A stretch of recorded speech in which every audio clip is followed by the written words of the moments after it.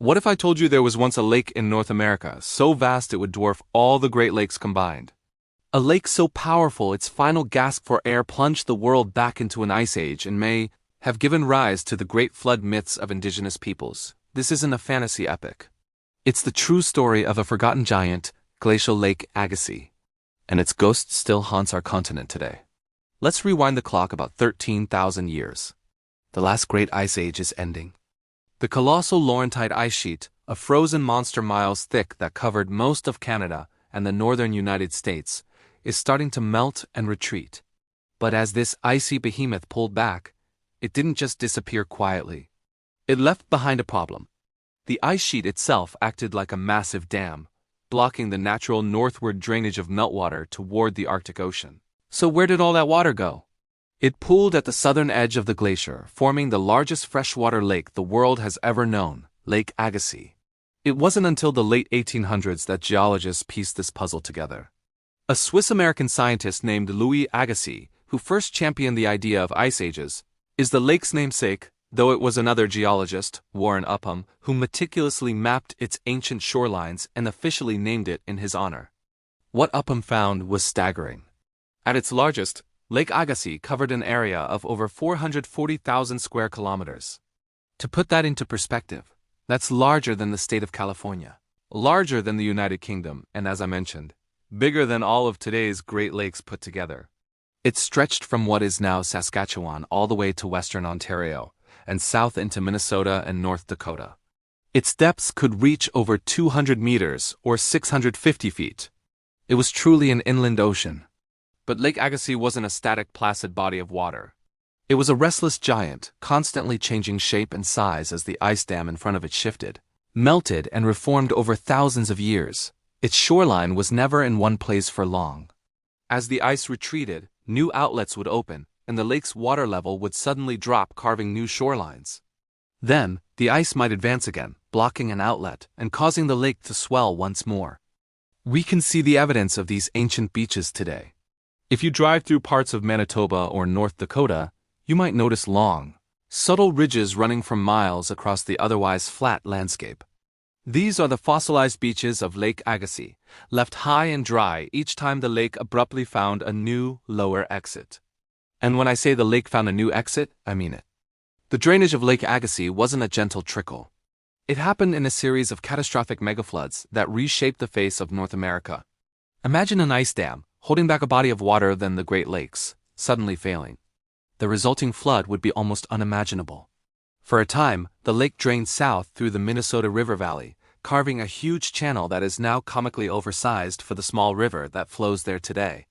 Later, it drained east, gouging out the Great Lakes themselves and flooding into the St. Lawrence River. These weren't just floods. They were continental-scale plumbing disasters.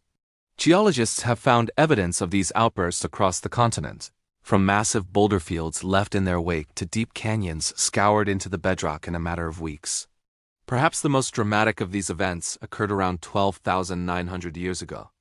A massive flood from Lake Agassiz is thought to have poured eastward, out through the Great Lakes in St. Lawrence, and then into the North Atlantic Ocean. The sheer volume of cold, fresh water was so immense that it is believed to have temporarily shut down the Atlantic Ocean conveyor belt, the system of currents that brings warm water north and helps regulate our climate. The result?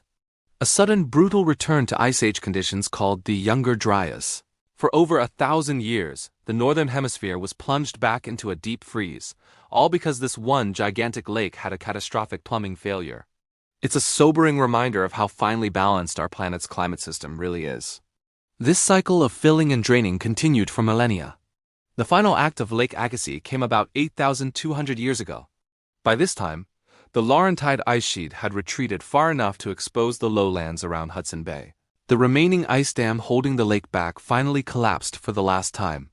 In a truly epic event, the last remnants of Lake Agassiz burst northward and catastrophically drained into Hudson Bay. This final flood was so enormous that it raised global sea levels by as much as half a meter or about 1.5 feet. Think about that.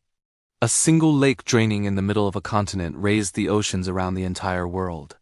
So where is all this water now? It's in our oceans, of course.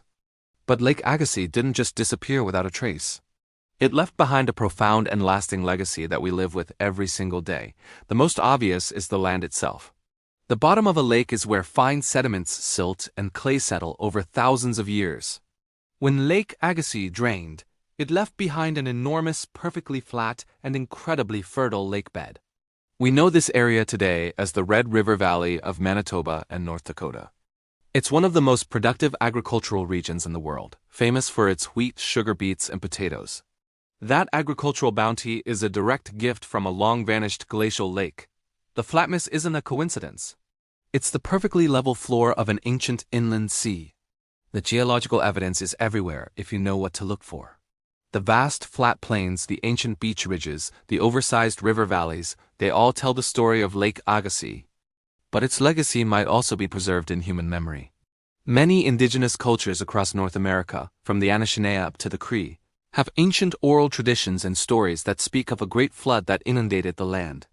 While it's impossible to prove a direct link, it's fascinating to consider that these stories might be the preserved memories of a people who witnessed the dramatic, land-altering floods of Lake Agassiz.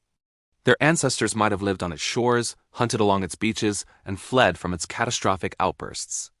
These flood stories may not be myths at all, but a form of oral history, passed down through countless generations, describing one of the most dramatic geological events in human history. Today, all that's left of this mighty lake are its smaller descendants. Lake Winnipeg, Lake Manitoba, Lake of the Woods. These are not insignificant lakes by any means, but they are mere puddles compared to their colossal ancestor. The story of Lake Agassiz is a powerful lesson. It shows us how dramatically and quickly our planet's landscape and climate can change. It's a story of ice, water, and unimaginable power. It carved our landscape, altered our climate, enriched our soil, and may even be embedded in our oldest stories. It's a reminder that the ground beneath our feet has a history far more dynamic and violent than we can often imagine. The forgotten lake may be gone, but its impact on North America will last forever. Thanks so much for watching. If you found this journey back in time as fascinating as I did, make sure to hit that like button and subscribe for more stories about our amazing planet. See you in the next video.